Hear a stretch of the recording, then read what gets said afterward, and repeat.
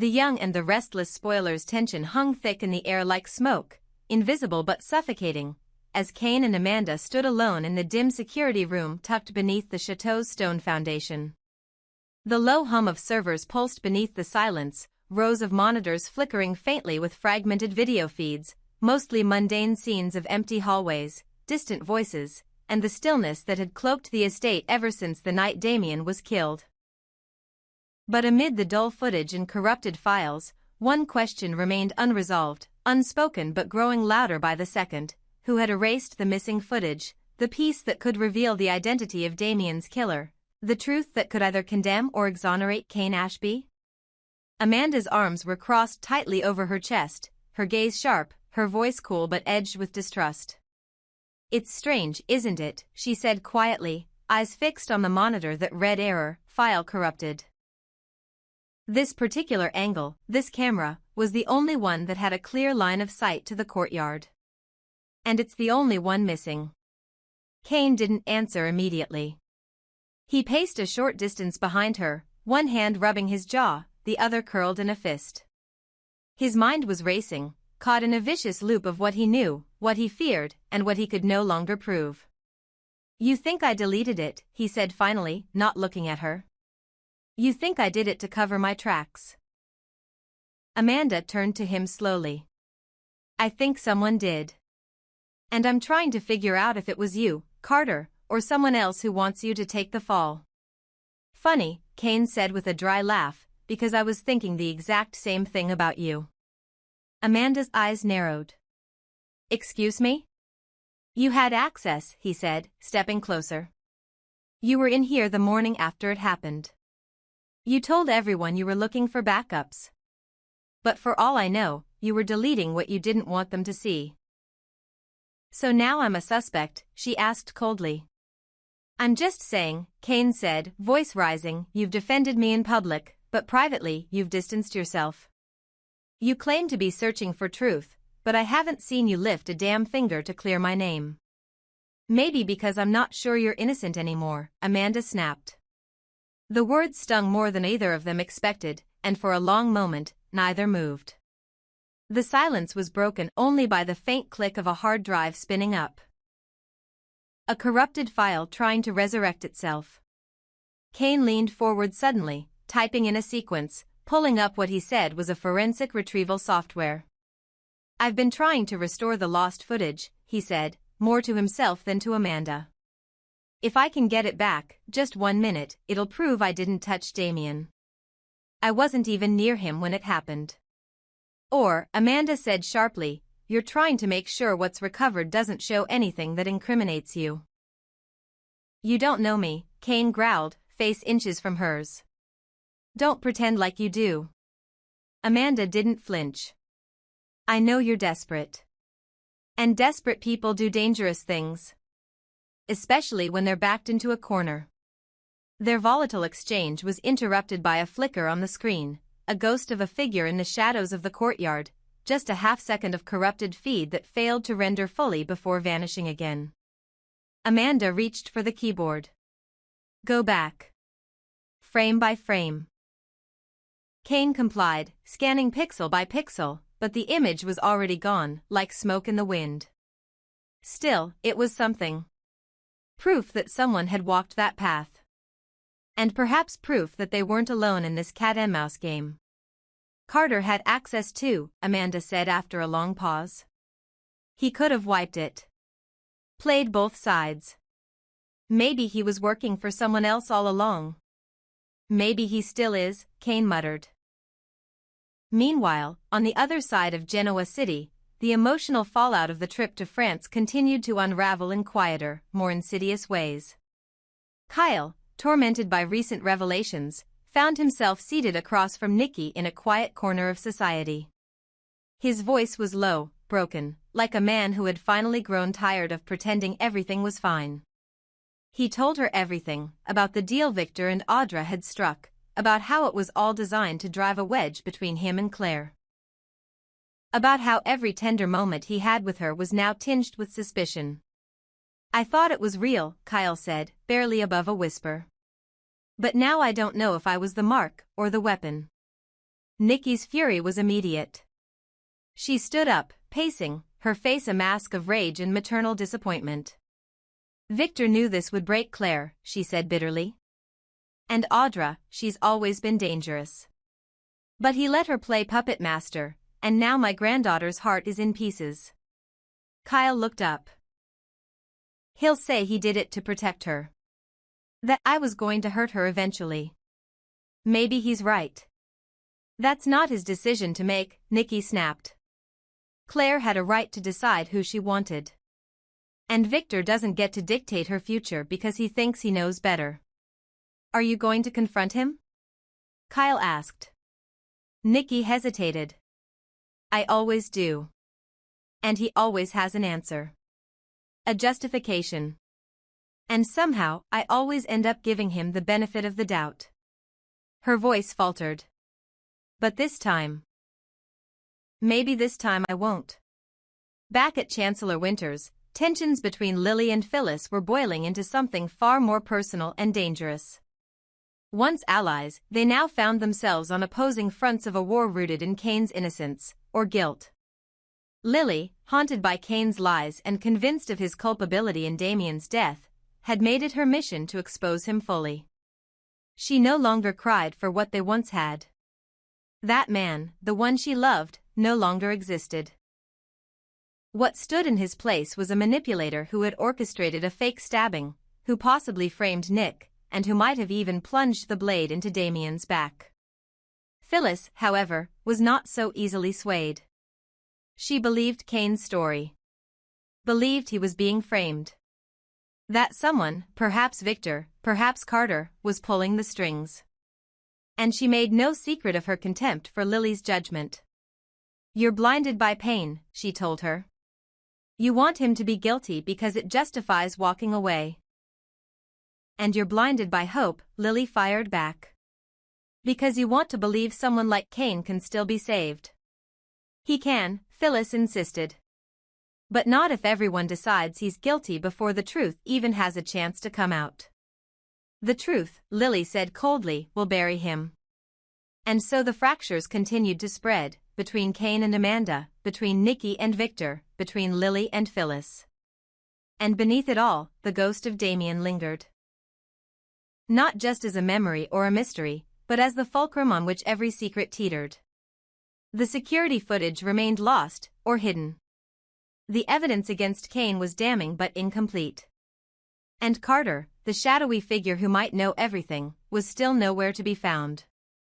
Every alliance in Genoa City was shifting. Every relationship hanging by a thread. And as the past clawed its way into the present, one thing became terrifyingly clear: the storm wasn't over. It was just beginning. The storm over Genoa City wasn't letting up, it was building into something even more ferocious. As tension consumed both business and personal alliances, the Abbott family found itself on the verge of another devastating fracture.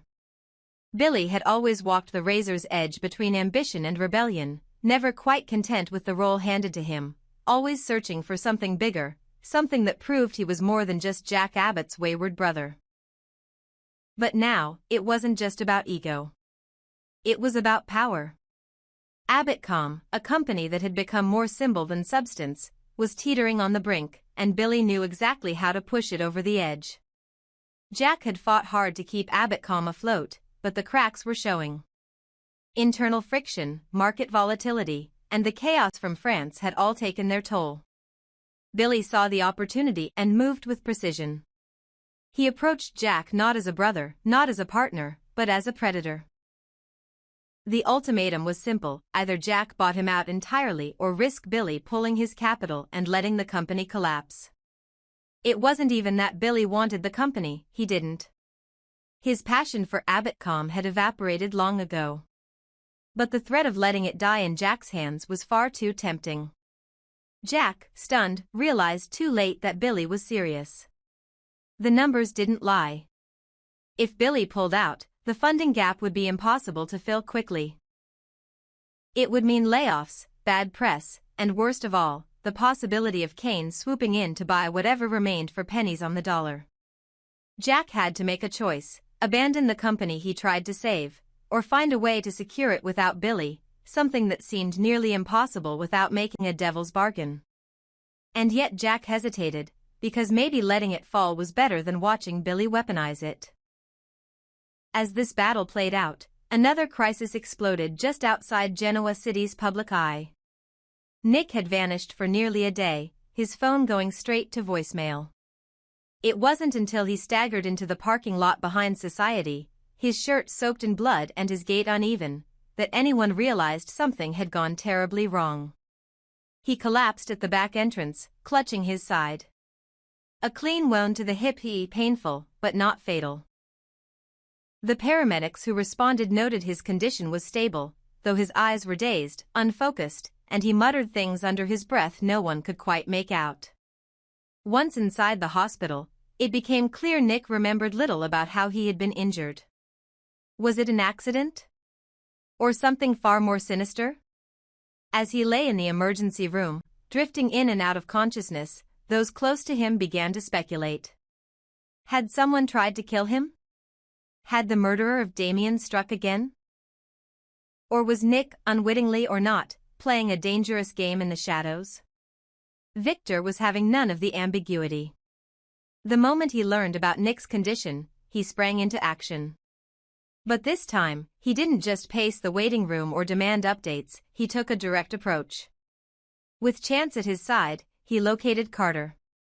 The enigmatic assistant had become increasingly entangled in the chaos surrounding Damien's death, Cane's deception, and the missing video evidence.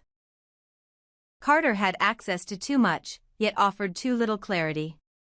Victor and Chance lured him into the back seat of a club car on the edge of the Newman estate. The windows were tinted. The doors locked. It was not a conversation, it was an inquisition.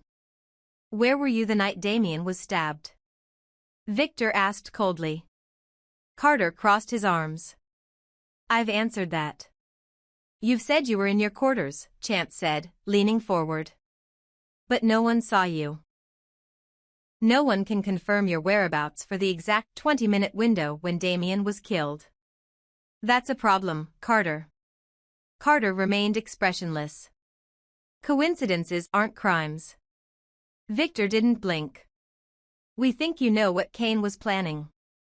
And you helped him stage his little stabbing drama to distract us. Tell us, was it also you who deleted the video? Or was that Amanda?" Carter exhaled slowly.